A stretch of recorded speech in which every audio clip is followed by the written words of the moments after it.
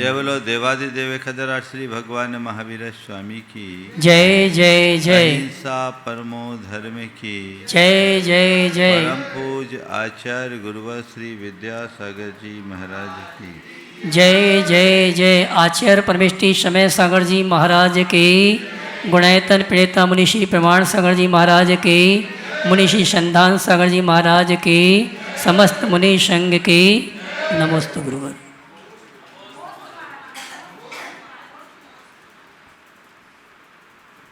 शिष्य ने गुरु से पूछा, गुरुदेव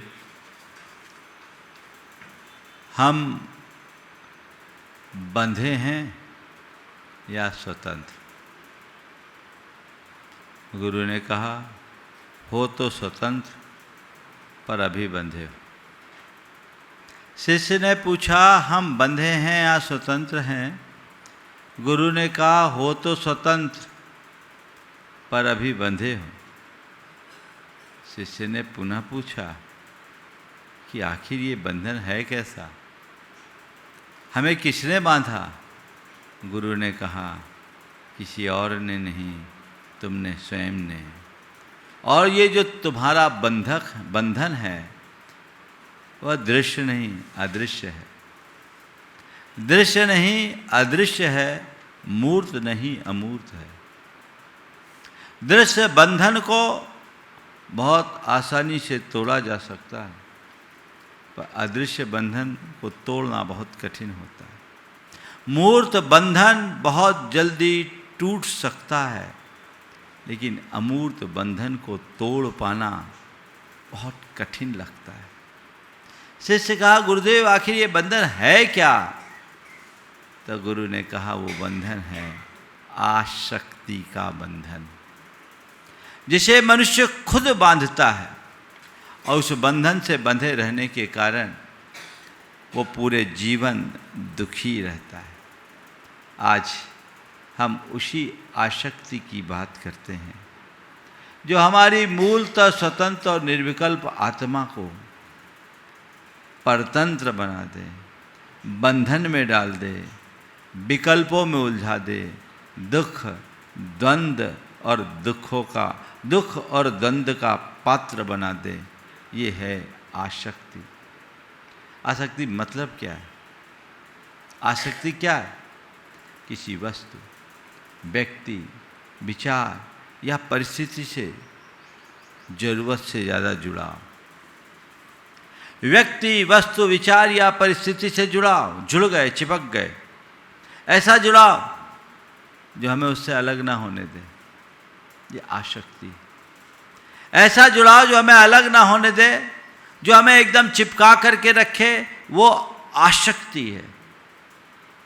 आसक्ति के बारे में मुझसे पूछते तो मैं एक लाइन में कहता हूं, जो आ सकती है जा नहीं सकती, उसका नाम आसक्ति। आसक्ति मतलब जो आ सकती है जा नहीं सकती, वह है आसक्ति। ये अंदर का एक लगाव है, मेरा, यह मेरा है। ये जो भावना है ये आसक्ति है। मेरा घर, मेरी गाड़ी, मेरा शरीर, मेरा परिवार, मेरा प्रभाव, मेरी प्रतिष्ठा, ये जो मेरा से जुड़ा है, ये सब आसक्ति है। ये किसी भी रूप में आ सकती है। और ये जो मेरा है वही बंधन है, जो हमारे जीवन के दुख का प्रबल कारण है। अपने अंदर को टटोल करके देखिए कि मेरे मन में आसक्ति है या नहीं, मेरी भूमिका क्या है? मैं एक आसक्त व्यक्ति की तरह जी रहा हूँ या अनासक्त साधक की भांति? यदि मन में किसी भी वस्तु या व्यक्ति के प्रति जरूरत से ज़्यादा लगाव है तो समझ लेना आसक्ति पल रही। अगर किसी व्यक्ति या वस्तु के प्रति ऐसा लगाव कि उससे अलग न रह सको, तो ये आसक्ति की परिणति है, जो मोह का भाव है। अपनी इच्छाओं और अपेक्षाओं की पूर्ति न होने पर यदि तुम्हारे मन में आकुलता आ रही है, मन व्याकुल और बेचैन हो रहा है, तो समझ लेना मैं आसक्ति की भूमिका में जी रहा हूँ और मैं अंदर से टूटा हुआ हूँ, दुखी हूँ, क्योंकि मुझ पर बंधन है। अपने सुख और दूसरों की प्रतिक्रियाओं पर आधारित कर दिया। अगर हमने अपने सुख को दूसरों की प्रतिक्रियाओं पर आधारित कर दिया, दूसरे मेरे साथ कैसी प्रतिक्रियाएं करते उन पर मैंने अपने सुखों को जोड़ दिया, तो समझ लेना ये भी मेरी आसक्ति की ही अभिव्यक्ति है, मेरे भीतर आसक्ति पल रही है। और जब हम अपने अस्तित्व को गौण करके उसे किसी व्यक्ति, वस्तु या परिस्थिति से जोड़ देते हैं तो वहाँ आसक्ति पनपना शुरू हो जाती है। ये सब के सब आसक्ति के लक्षण बन जाते हैं। हमें ऐसी आसक्ति के लक्षण से अपने आप को बचाना चाहिए। जब तक ऐसी स्थितियाँ बनी रहेगी, आसक्ति पनपते रहेगी और हमारा जीवन दुखी बना रहेगा। अपने आप को ऐसी आसक्ति से बचाए। इसकी जड़ क्या है? इसकी जड़ है मोह। मोह यानी एक भ्रम, वस्तु के स्वरूप से अनभिज्ञता। हम वस्तु स्वरूप को जानते नहीं, चीज़ों को जैसी दिखती है वैसा मान लेते हैं, या जैसा हम चीज़ों के प्रति अपनी धारणा बनाते हैं वस्तु को वैसा बनाने की कोशिश करते हैं।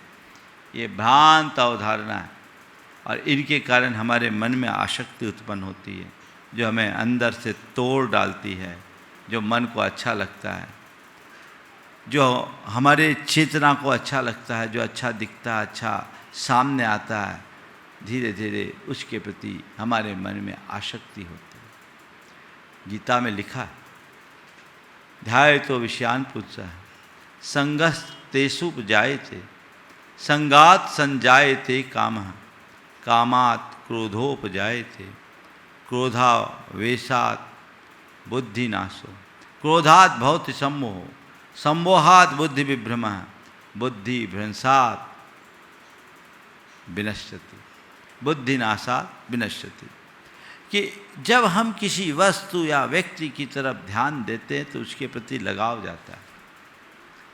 लगाव से कामना उत्पन्न होती है, कामना से क्रोध उत्पन्न होता है, क्रोध के आवेश में बुद्धि का विनाश होता है और बुद्धि नाशात् विनश्यति, बुद्धि के विनाश से जीवन का ही विनाश हो जाता है। तो एक बार मन में आसक्ति का भाव पनपता है तो फिर वो पनपता ही जाता है और उसका परिणाम दुख होता है। जहाँ आसक्ति है वहाँ दुख है। अगर आपके मन में किसी भी व्यक्ति और वस्तु के प्रति आसक्ति है, मेरेपन का भाव जुड़ा है, तो वहाँ दुख के बिना कुछ नहीं रहेगा। सच्चे अर्थों में बाहर की घटनाएं हमें सुखी दुखी नहीं बनाती, उसके साथ हमारा जुड़ाव हमें सुखी या दुखी बनाता है। जिस व्यक्ति या वस्तु से हम जुड़े वही हमारे सुख दुख का आधार बनेगा। जिससे हमारा कोई जुड़ाव नहीं, कोई लगाव नहीं, उससे हमें कोई मतलब नहीं। एक जगह एक युवक का एक्सीडेंट हुआ, मोटरसाइकिल से एक्सीडेंट हुआ। युवक का सिर चकनाचूर हो गया था, कुचल गया था बुरी तरह ट्रक के नीचे आने से। भीड़ लगी थी, सैकड़ों लोग खड़े थे और वहीं उस युवक का पिता था जो फूट फूट के रो रहा था। 25 साल का जवान बेटा आज उसकी आंखों के सामने नहीं रहा, चला गया। वो बहुत दुखी, क्योंकि गाड़ी उसकी थी, बेटा उसका था। बेटा चला गया, पिता गमगीन है। थोड़ी ही देर में सामने से उसका बेटा भागता हुआ कहा, पापा मैं बच गया। वो देखा तो ऐसा लगा जैसे कोई सपना न देख रहा हूँ। बोले, अरे तू तो सेफ है एकदम, कहाँ था तू? बोले, कुछ नहीं पापा, मैं बच गया, मेरा दोस्त मर गया। उसने मुझसे गाड़ी मांगी थी कि मुझे कोई काम से जाना है, मैं किसी मीटिंग में था, मैंने गाड़ी उसे दे दी। पापा मैं बच गया, दुख है कि दोस्त चला गया। जो अभी थोड़ी देर पहले रो रहा था अब खुश हो गया, भगवान को धन्यवाद देने लगा, है भगवान तूने मुझ पर कितनी बड़ी कृपा की, मेरे बेटे को बचा लिया, मेरे बेटे को बचा लिया, मेरे बेटे को बचा लिया। वही आदमी थोड़ी देर पहले भगवान को कोस रहा था, है भगवान तूने मुझसे कौन से गुनाहों का बदला लिया, मैंने ऐसा कौन सा पाप किया जो तूने मेरे बेटे के साथ बेटे को मुझसे छीन लिया।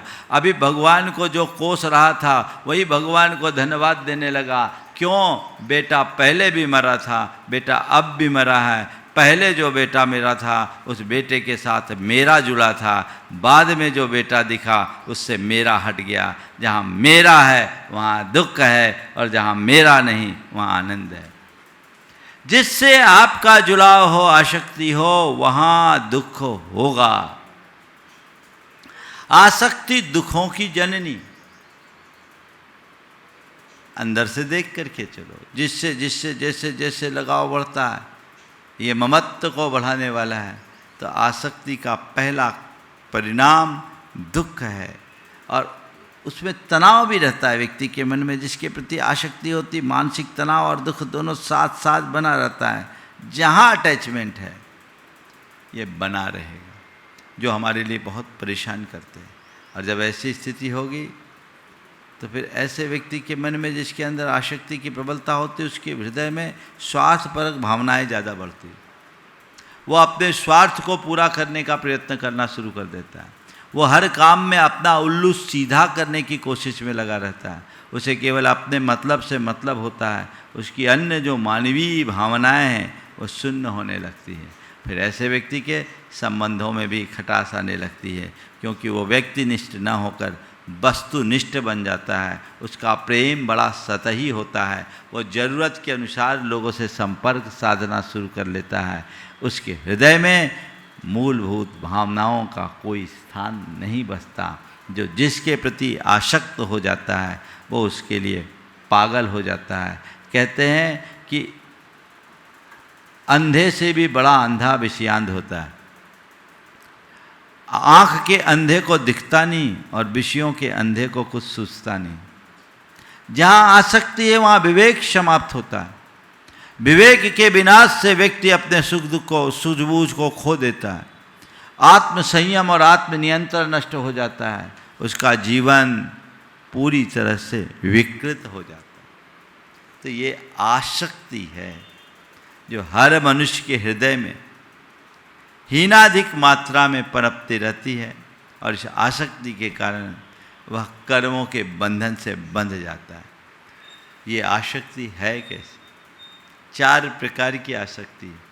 प्रायः जब हम आसक्ति की बात करते हैं तो लोग पैसों की आसक्ति पर प्रमुखता देते हैं, परिवार की आसक्ति को लोग देख लेते हैं, शरीर की आसक्ति को देख लेते हैं। पर बंधुओं, आसक्ति बहुत व्यापक है। मेरे देखे 4 स्तर की आसक्तियों से हमें बचना चाहिए। वस्तु की आसक्ति, दूसरी व्यक्ति की आसक्ति, तीसरी विचारों की आसक्ति और चौथी भावनात्मक आसक्ति। ये चारों प्रकार की आसक्तियों पर हमें बहुत गहराई से विचार करना चाहिए। सबसे पहले वस्तु की आसक्ति। धन संपत्ति, गाड़ी, मोबाइल, कपड़े, मकान, इन सब में आसक्ति। जो भी चीज़ें, उनके प्रति आपकी आसक्ति होती कि नहीं होती? धन के प्रति मनुष्य की प्रगाढ़ आसक्ति होती है। और धन की आसक्ति के विषय में तो ये कहा जाता है, चमड़ी जाए पर दमड़ी न जाए। पैसा मनुष्य के लिए सब कुछ हो जाता है। वो उसके आगे हर स्तर पर उतरने के लिए तैयार हो जाता है। संत कहते हैं धन रखो पर धन में आसक्त मत हो। हमेशा एक बात स्मरण में रखो, धन जीवन के लिए है, जीवन धन के लिए नहीं। ये मानस में हो। धन जीवन के लिए, जीवन धन के लिए नहीं है। जिनके हृदय में धन की प्रति प्रगाढ़ आसक्ति होती है, उनका जीवन धन के लिए ढल जाता है। वो अपना पूरा जीवन धन के लिए बिता देते हैं, बर्बाद कर देते हैं। धारा बदलिए। जीवन के लिए धन है, धन के लिए जीवन नहीं। मेरी गाड़ी,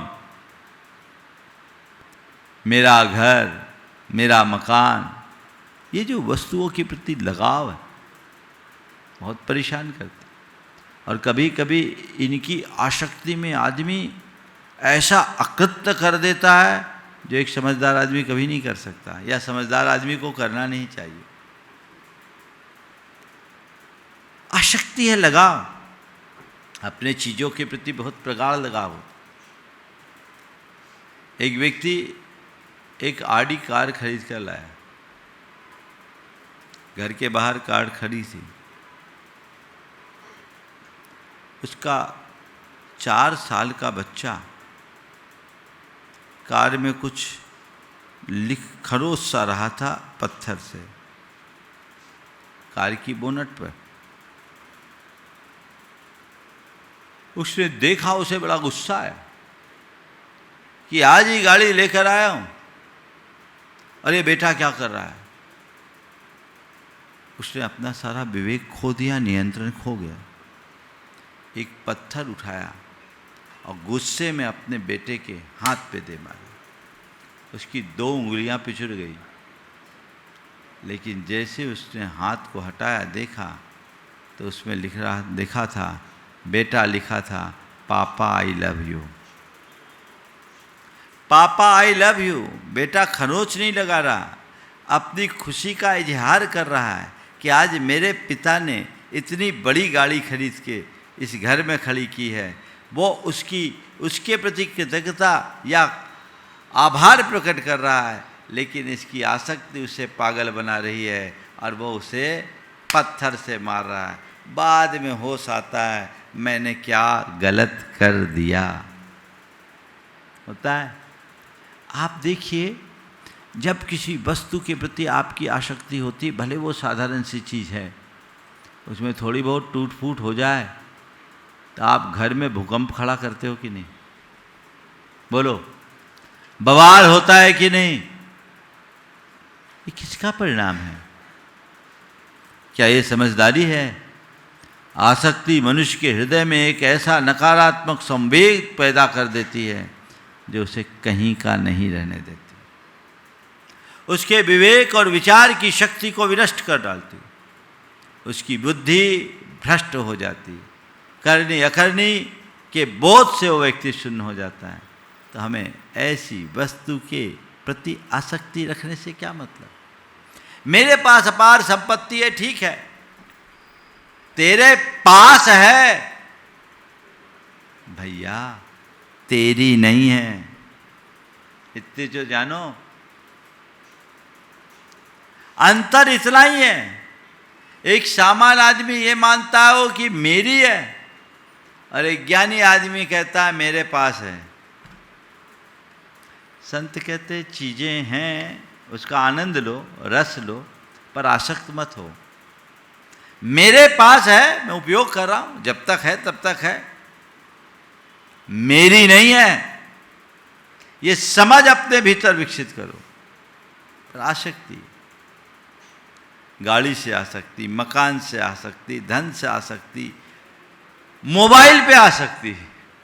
आज देखो बहुत ज़्यादा आसक्ति रहती लोगों को मोबाइल पे, होती कि नहीं होती?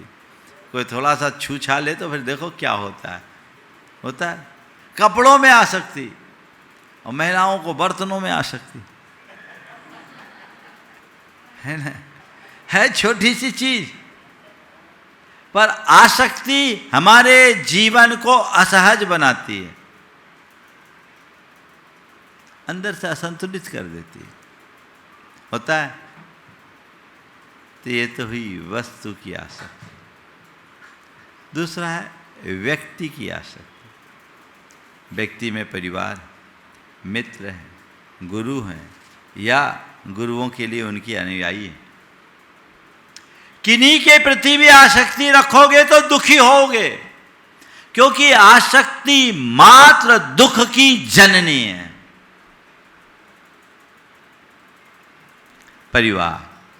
परिवार में माँ बाप है, पत्नी है, बच्चे हैं, जो भी हैं, ठीक है, मेरे पारिवारिक सदस्य हैं, मैं उनके साथ हिल मिल करके रहूं, ये मेरी समझदारी है।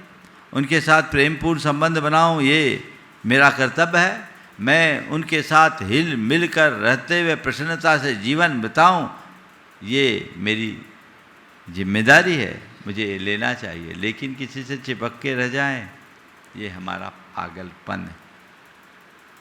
कई लोग व्यक्ति विशेष के प्रति बहुत प्रगाढ़ आसक्ति रख लेते हैं, और उस आसक्ति में सब कुछ खो बैठते। और आजकल ये आसक्ति यंग एज में ज़्यादा आती, जो खासकर युवक युवतियों के मध्य होता है। वह एक प्रकार की आसक्ति है जो आज आसक्ति है और कल फिर वह एक प्रकार से विरक्ति में परिवर्तित हो जाती है, किसी काम के नहीं रहते। किसी भी व्यक्ति से जरूरत से ज़्यादा लगाव नहीं होना चाहिए, चाहे वह पारिवारिक जन हो, मित्र हो, गुरु हो या अनुयायी। लगाव मत रखो, सीमित। परिवार है ठीक, एक अनासक्त व्यक्ति की क्या दशा हो। मेरे संपर्क में एक सज्जन, गुरु जी के परम भक्त, वो मंदिर जी में पूजा कर रहे थे। अचानक उन्हें सूचना मिली कि उनके बेटे का जीप से एक्सीडेंट हो गया। वो गंभीर रूप से घायल है, अस्पताल में गया। उन्हें खबर मिली, उस समय वो पूजा कर रहे थे। उनका पड़ोसी भागता हुआ आया। उन दिनों में मोबाइल नहीं थी, ये 1993 की घटना बता रहा। उसे समाचार दिया। उन्होंने मुझसे बाद में जो बात बताई वो मैं आपको बता रहा हूँ। उन्होंने कहा, महाराज जैसी ये सूचना आई तो मैंने भगवान से एक प्रार्थना किया, भगवान मेरे और मेरे बेटे का साथ होगा तो बेटा कहीं जाएगा नहीं, और बेटे की आयु पूरी होगी तो उसे कोई बचाएगा नहीं।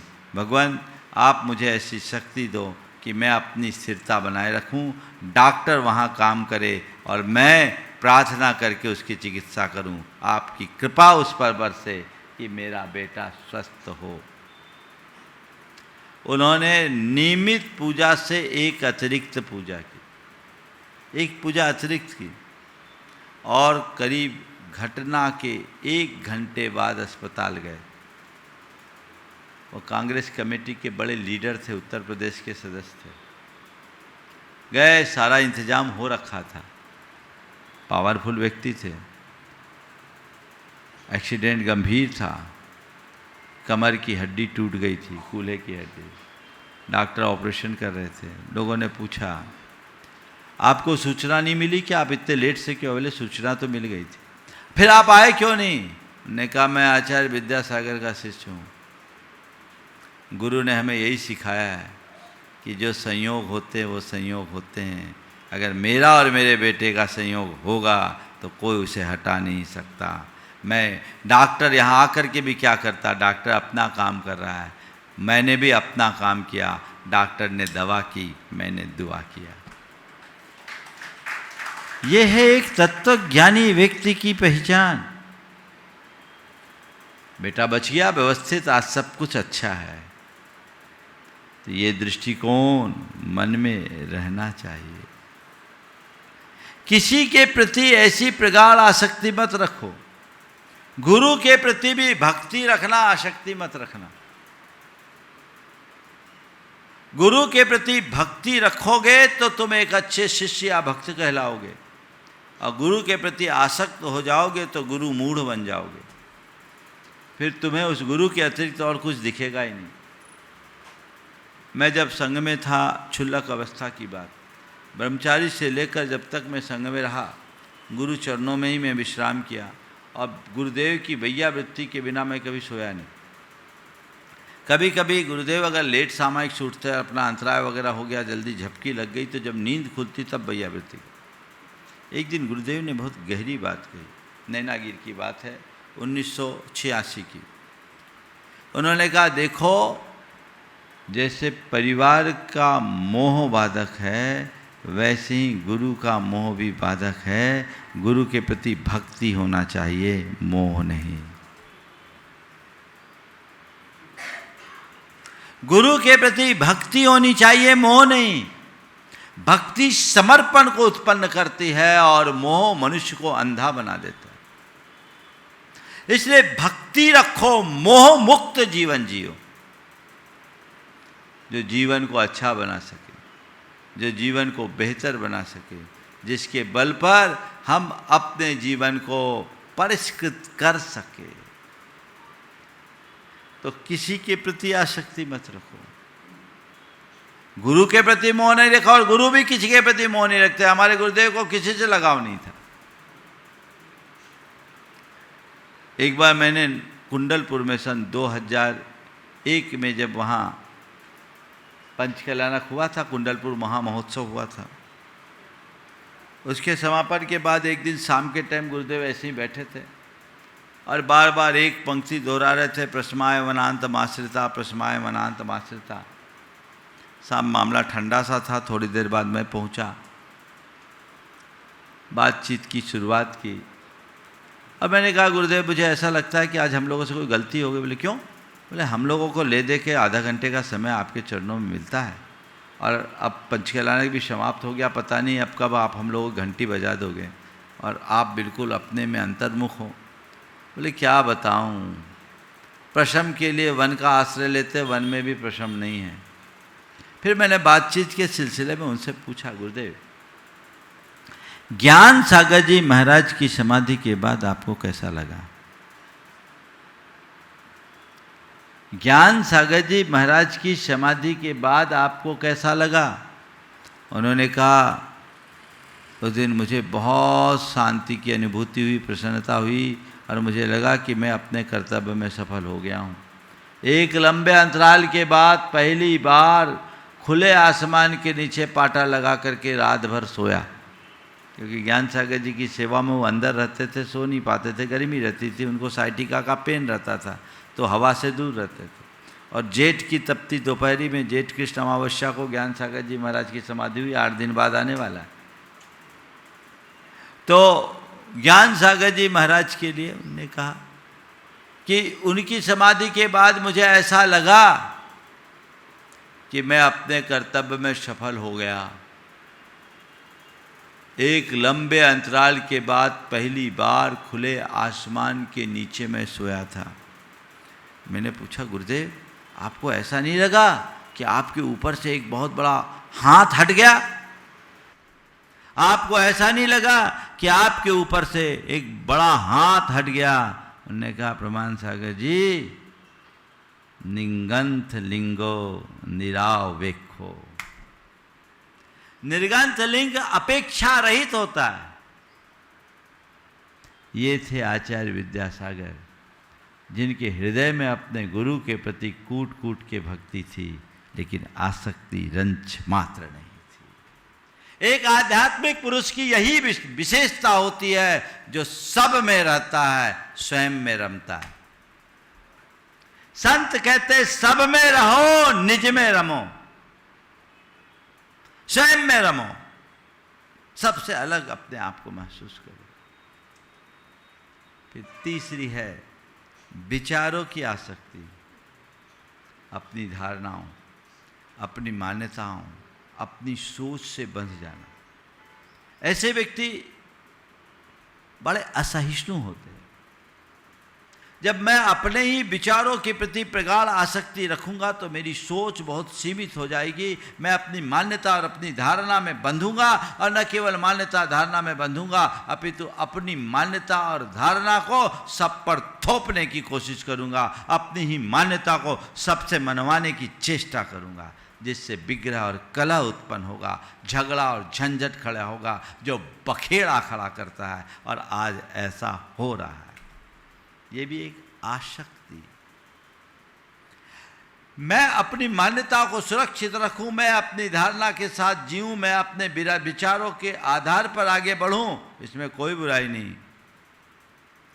लेकिन अपनी धारणा, अपनी मान्यता और अपनी सोच के अनुसार ही सबको चलाने की कोशिश करूं, ये कतई अच्छी बात नहीं है। इससे अपने आप को बचाना चाहिए। इसी तरह एक भावनात्मक आसक्ति है। संबंधों में अपेक्षा की गांठ बांध लेते हैं।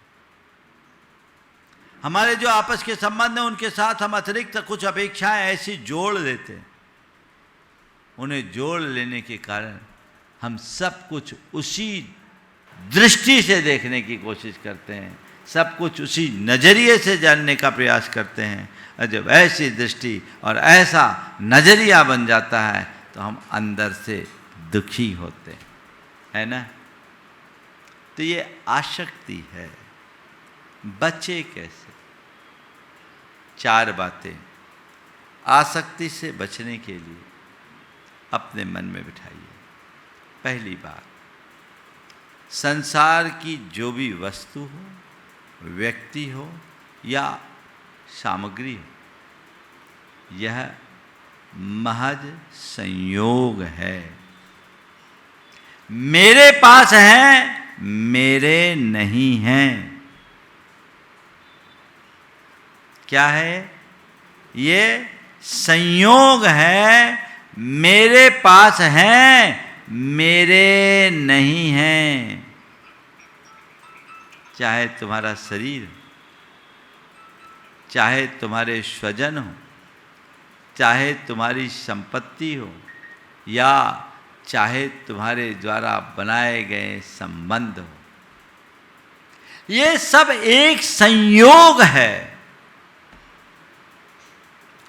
जब तक है तब तक है। इस पर इनका कोई भरोसा नहीं है, क्योंकि जो तुम्हारा नहीं है उन पर तुम भरोसा कैसे कर सकते हो? इन पर अपना तुम्हारा कोई नियंत्रण भी नहीं है क्या? बोलो, ये मेरा है, ये मेरा है, ये मेरा है, ये मेरा है। संत कहते क्या तेरा है? एक सांस पर भी तेरा अधिकार नहीं है क्या? बोलो, तो जिस पर तेरा अधिकार नहीं वो तेरा कैसे? तेरे पास है, तेरा नहीं है, ये धारणा पक्की करो। आसक्ति नहीं हो। संयोगों को संयोग की भांति स्वीकार करोगे तो कभी आसक्ति नहीं होगी। उनका उपयोग करोगे, उपभोग करोगे, फिर संयोग को अपना मान लोगे, उन पर स्वामित्व का भाव रखोगे, तो सिवाय आसक्ति के कुछ नहीं होगी। संयोग है यानी पर है, मेरे नहीं है, मेरे पास है। ये कर्मायत्त है, कर्म के अधीन है। इन पर मेरा नियंत्रण नहीं, कर्म का नियंत्रण है। मैं बड़े जतन से जिसे सहेज कर रखता हूं, कर्म का एक बार पल में उसे बखेर देता है। होता है, सब धरा का धरा रह जाता है। मेरा क्या है? मेरा कुछ भी नहीं है। न धन, न संपत्ति, न परिवार, न रूप, न रंग, न लावण्य, कुछ भी मेरा नहीं है। तो उनमें आसक्ति कैसे रखूं? बोलो, कोई व्यक्ति आपको अपना पर्स पकड़ा है और कहे भैया इसमें 1 लाख रुपए है, अभी संभाल के रखना, मुझे थोड़ी पूजा के लिए जाना है, आहार करने जाना है, मैं धोती बदल रहा हूँ। और वो व्यक्ति रुपये ले करके नाचे और देखो कहे कि मैं लखपति बन गया, तो उसे आप क्या कहोगे? बोलो, थोड़ा जोर से तो बोलो, क्या कहोगे? पागल कहोगे ना, है ना? संत कहते भैया देख तो सही, तू जिस पे नाच रहा है वो है किसकी? तेरी है क्या? जिसके पीछे तू इतना नाच रहा है, इतना इतना रहा, वो किसकी है? थोड़ा जांचो तो, परखो तो सही, तेरी है, तेरे बाबूजी ने दिया। किसकी है? बोलो, दूसरे की नहीं, कर्मों की। ये एक संयोग है। संयोग पर मेरा अधिकार नहीं। मैं उसका कस्टोडियन भले हो सकता हूं, पर मालिक नहीं। इसे कर्म की धरोहर मानोगे, आसक्ति रंच मात्र नहीं होगी। तो संयोग मानो, पराया मानो। आप देखो, अपने घर में भी रहते हो और कभी 5 स्टार होटल में भी रहते हो। घर की अपेक्षा 5 स्टार होटल का फर्नीचर तो अच्छा ही रहता है। सब चीज़ें एक क्लास रहती कि नहीं रहती? लेकिन ये बताओ, घर की मानसिकता और 5 स्टार होटल की मानसिकता समान रहती है क्या? क्या होता है? घर में एक कील भी कोई ठोके तो छाती पे ठुकती है, और 5 स्टार होटल में कुछ भी नहीं। क्यों? अरे ये तो होटल है, अपना थोड़ी है। 4 दिन के लिए आए हैं, 1 दिन 2 दिन 4 दिन के लिए आए, चले जाएंगे, खाली करना पड़ेगा। अंतर क्या है? घर में स्वामित्व का भाव है इसलिए आसक्ति है, और होटल में परत्व का बोध है इसलिए अनासक्ति है ना? संत कहते हैं हकीकत में तो यही है कि तुम जिस घर में रह रहे हो ना, वो भी होटल ही है। क्या है? होटल है ना? एक दिन गुरुदेव ने तो बहुत गहरी बात कह दी थी, कहते कहते कि तुम मरघट को याद रखो। तो बोले क्या होगा? बोले मरघट को याद रखने से बैराग होता है, एक दिन सबको मरघट जाना है। तो कहते कहते कह गए मरघट में जाना नहीं, तुम मरघट में ही रह रहे हो। तुम मरघट में जाना तो बात की बात है, मरघट में ही रह रहे हो। सब चौंक गए, क्या बोल रहे हैं? बोले हाँ, तुम जिसे अपना घर कहते हो ना, घर नहीं मरघट है। असली मरघट तो तुम्हारा घर ही है। मरघट किसे कहते हैं? जहां मरने की घटना घटे वो मरघट। जहां मरने की घटना घटे वो मरघट।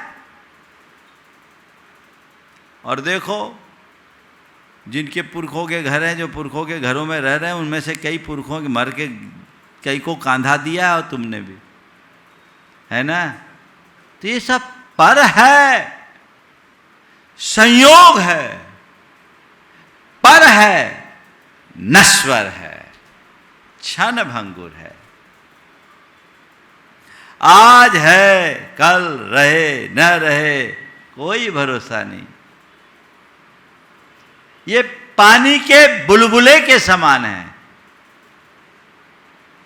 पानी का बुलबुला कब तक?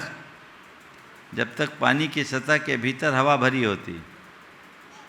बुलबुला बड़ा आकर्षक रखता है, लेकिन कब हवा निकल जाए पता नहीं ना। तो भाइयों, हवा में मत उड़ो, कोई भरोसा नहीं कब हवा बदल जाए या हवा खिसक जाए। सच्चाई को समझो, ये नश्वर है, क्षण भंगुर है, अशाश्वत है, विनाशिक है। क्या मोह, क्या आसक्ति? टूट जाएगी आसक्ति। फिर है विवेकपूर्ण दृष्टि से देखो, भेद विज्ञान के धनी बनो। एक बात हमेशा अपने मन में रखो, एगो हम सासदो आदा नान दंसन लक्षणो शेषा में बाहिरा भावा सब्वे संजोग लक्षणा। मैं एकमात्र शाश्वत आत्मा हूं, ज्ञान दर्शन लक्षण स्वभावी हूं। मुझसे पृथक जितने भी पदार्थ हैं वे सब संयोग लक्षण वाले हैं, वे मेरे नहीं हैं, मुझसे भिन्न हैं। मैं आत्मा हूं, बाकी सब अनात्मा है।